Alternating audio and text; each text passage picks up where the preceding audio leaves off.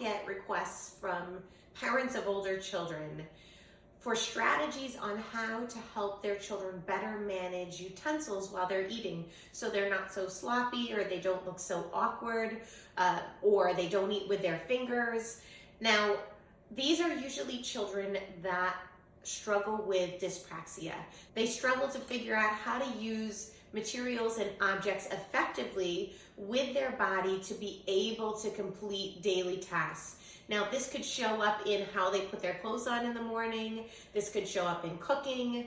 It's almost like they seem to do everything the hardest way possible, or they seem to find strategies that work, but maybe they look sloppy or they look inefficient, and you would have thought that by now your child would have developed the skills naturally and kind of grown out of the behavior of eating with their fingers all the time. But let me explain to you why it's a bit harder than you think when you have a child with dyspraxia. A lot of times in OT sessions, the most that you would work on would be to learn to cut something with a fork and a knife, or learn to scoop something and put it in your mouth. So you're really just working on the motor skill of the cutting or the scooping.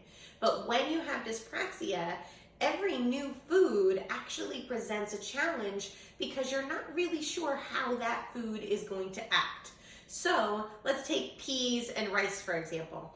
Peas and rice, they kind of roll and slide all over the plate, right? So it's not as easy as you think to try to eat them when you can't scoop them because they're not cooperating. You can't really stab them because they're too small. You need a different strategy. And for most of us, we might naturally pick up our knife to be able to help to shovel the peas onto the spoon or fork without reverting to using our hands. But if that child learned that a knife is for cutting, that's not going to be an obvious answer to them. So what you really need to do is actually practice having them use a knife to move food around on their plate. And you could start with something larger like a melon or pieces of meat, and practice kind of the motion of drawing it towards them, the motion of pushing it sideways, the motion of pushing it back to the center, because sometimes children are not monitoring the edge of their plate and the food ends up sliding right over the edge as they're busy just trying to get it on the fork. So teaching them how to use a knife to actually control where their food is going, as opposed to just using it for cutting, is a really, really valuable piece of knowledge for a child with dyspraxia who is struggling to use utensils properly.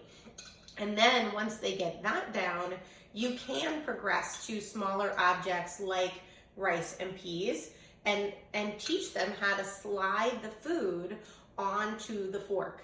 Now, you'll notice that I always have this thumbs up grasp pattern when I'm trying to balance. This is a really important thing to notice with your child, is if your child is largely fisting their fork or flipping their hand upside down while keeping that fisted grasp, they're not going to have a lot of balance and control over the utensil. So instead, you want to make sure that they use that lateral pinch to pin the fork or the spoon into place when they're maneuvering the food. And then this way, they actually do not have to do as much wrist rotation to bring the food up to their mouth. Do you see the difference? If I went like this, even if I taught you how to use the knife properly, the chances of you losing that pea on the way up are pretty good, because at some point you don't know how to adjust and keep the balance at the same time.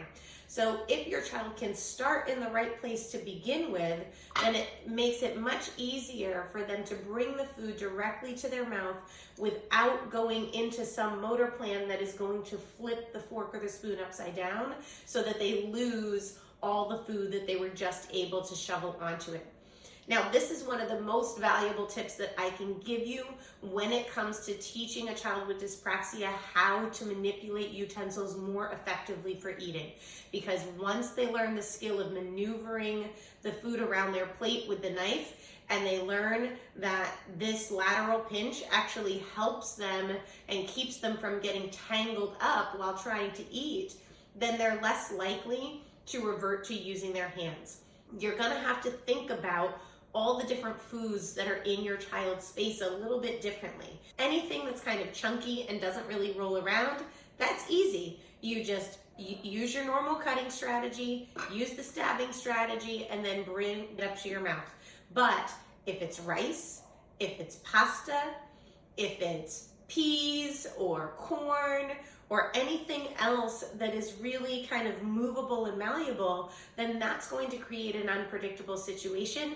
And you need to stop and take a moment and say, how am I really doing this so that it's effective and it doesn't fall off of my fork?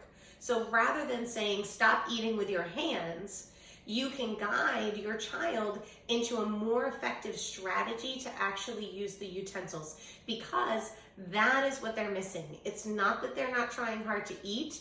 It's not that they're intentionally being sloppy or they're intentionally using their hands. They're using their hands because they don't know how else to get the result of getting the food into their mouth.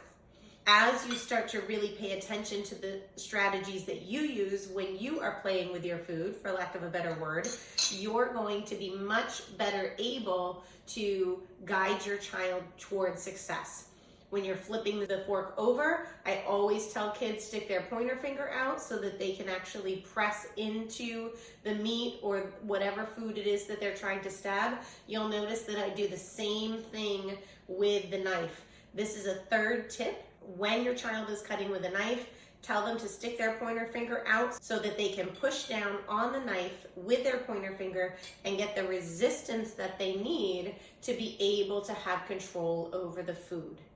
These are small little tips that can make a really big difference. So I really hope that you will take them and apply them to guide your child towards better eating habits in 2023. If you like this video, please hit the like button, subscribe, share with other parents that you know have children that are struggling with similar issues. And I hope to see you back very, very soon with more great tips and strategies for working with kids with dyspraxia.